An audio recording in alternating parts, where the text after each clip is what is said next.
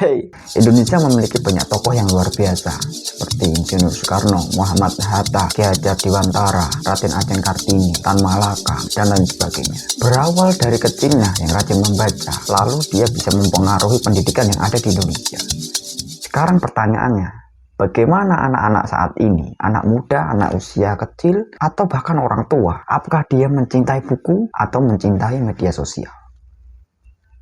Kita seringkali salah kaprah ketika kita punya anak. Kita akan membuat atau melakukan begitu banyak hal untuk memastikan anak kita bisa mengeja, bisa membaca. Tapi begitu anak kita bisa membaca, seringkali kemudian setelah itu merasa tanggung jawab sudah selesai, urusan sudah selesai. Padahal bisa membaca dan suka membaca itu dua hal yang berbeda. Saya beruntung karena saya dikenalkan buku bahkan sejak saya belum bisa membaca. Jadi ketika saya kecil, salah satu ritual sebelum tidur adalah ibu saya membacakan saya buku. Dan ketika saya sudah mulai bisa membaca, seminggu sekali itu pasti ada jadwal saya dan kakak saya dan Abi, ayah saya, itu pasti kami ke toko buku untuk mencari buku terbaru. Jadi saya betul-betul percaya keluarga itu menjadi tonggak utama dan yang paling penting kalau kita ingin anak-anak Indonesia lebih cinta lagi pada buku, karena saya mengalaminya sendiri. Jadi dari keluarga minat baca itu bisa tumbuh. Lalu kenapa kita harus membaca? Membaca adalah suatu hal yang meningkatkan konsentrasi. Ada beberapa manfaat dari membaca. Memperbanyak kosakata kita, melatih konsentrasi, berpikir analitis atau coping strategi, meningkatkan empati, atau melatih emosional kita ketika kita membaca novel, atau cerpen, atau puisi, atau dan yang lain sebagainya. Yang dimana akan membuat kita larut ke dalam cerita yang telah kita baca. Yang kelima, 60% dari manfaat membaca, yaitu menghilangkan stres. Betapa banyak sekali orang yang saat ini tergantung dengan media sosial, memiliki internet yang sangat cepat, menyerap informasi yang begitu banyak, dan memiliki lingkungan yang tergantung pada internet atau media sosial pada saat ini. Yang keenam, menghindarkan kita dari Alzheimer. Alzheimer adalah pikun, di mana saat kita ingin mengingat sesuatu, lalu kita lupa, bahkan sampai lupa nama sendiri. Itu sangat naas. Maka dari itu, membaca adalah solusi pertama dari 6 tadi yang memiliki manfaat bagi orang yang mau membaca. Bagaimana mungkin Al-Quran saja yang pertama kali turun itu adalah ayat pendidikan, bukan ayat kamu perbanyak takarub kepada Tuhan, memiliki jabatan yang tinggi, atau memiliki umat yang banyak, atau memiliki derajat yang dihormati di masyarakat. Bagaimana mungkin kita terhindar dari ayat yang pertama kali turun itu? Tidak mungkin kita bisa terlepas dari itu. Dengan itu, kita harus sadar betapa pentingnya membaca. Setelah kita membaca, kita akan menelaah lebih dalam apa yang ingin kita tahu, apa yang ingin kita dapatkan dari membaca, dari pengetahuan yang telah kita serap, dari informasi yang telah diterima oleh otak kita. Sedangkan Indonesia pada saat ini sedang dilanda oleh internet yang sangat pesat sekali. Dari mulai 3G, ada 4G, sekarang 5G. Begitu sangat cepatnya Indonesia itu terus berkembang. Namun, bagaimana pola pikir anak sekarang? Bagaimana anak muda sekarang memanfaatkan waktu luang, memanfaatkan ketika dia sedang merasa gabut atau merasa dia jenuh? Maka solusinya adalah membaca. Membaca bisa berbagai banyak hal. Entah membaca puisi, baca cerpen, membaca novel, membaca sejarah, membaca situasi, atau dan lain sebagainya. Bagaimana mungkin sebuah kata telah mengatur dunia ini, sedangkan kita sendiri tidak mau membaca?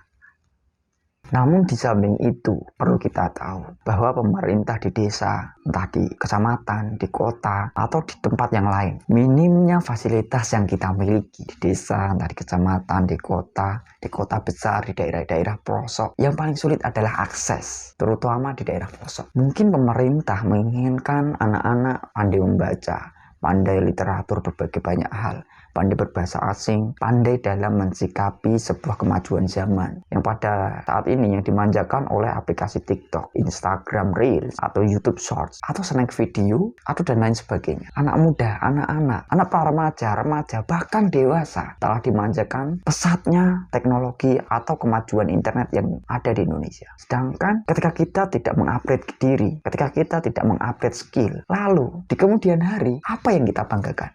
Membaca juga bisa sebagai katarsis, di mana kita akan tenang dengan membaca. 60% dari merilekskan kita ketika kita sedang larut dalam cerita, larut dalam kata yang telah kita baca, kalimat yang telah kita pahami. Mungkin kalian bingung, bagaimana saya mencintai membaca, sedangkan saya orang yang kecanduan media sosial, atau sudah melihat kata-kata di buku saja, kepala sudah pusing. Awal mula saya seperti itu.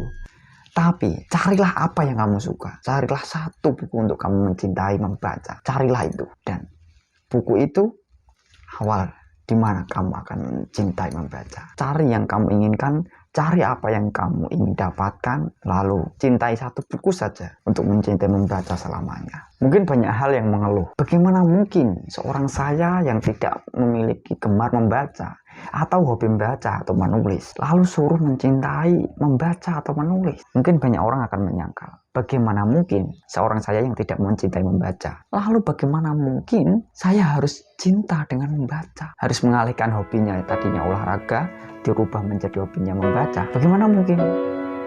Stop. Minat baca itu hanya bisa ditumbuhkan kalau memang itu dibiasakan. Membaca itu kan keterampilan yang harus dilatih, seperti maraton. Semakin kita sering lari, semakin kuat, semakin suka, begitu ya. Daya tahannya semakin maksimal. Jadi membaca juga seperti itu, harus dibiasakan, harus dilatih lewat serangkaian latihan yang dibiasakan. Membaca dan olahraga itu adalah kegiatan yang berbeda. Kamu harus memiliki waktu untuk olahraga, dan ketika kamu istirahat, kamu bisa sambil membaca buku, dan disitulah kamu sedang membaca. Tidak sulit membaca itu. Cukup satu hari, luangkan 5 menit saja, atau 5 lembar selama kamu duduk. Atau berikan waktu tersendiri, 5 menit atau 10 menit awal untuk kamu menciptakan habit membaca dalam setiap hari. Ketika suatu hal yang kecil kamu lakukan terus-menerus, itu nantinya akan menjadi suatu hal yang besar, dan kamu akan benar-benar bagaimana menikmati suatu bacaan atau kalimat yang telah kamu pahami atau ilmu yang telah kamu serap. Dan disitulah kepribadianmu terbentuk. Dan selamat membaca. Kata-kata adalah sang komponis yang mengadakan makna, tanda, dan realitas. Tanpa kata, buah pikiran tak akan pernah menjadi kenyataan. Maka wajar apabila lidah dan pena lebih tajam daripada pedang. Sedangkan buku-buku mengubah dunia. Oke, itu saja yang bisa sampaikan. Semoga bermanfaat. Jangan lupa share. Mari membaca, karena membaca menjaga nalar.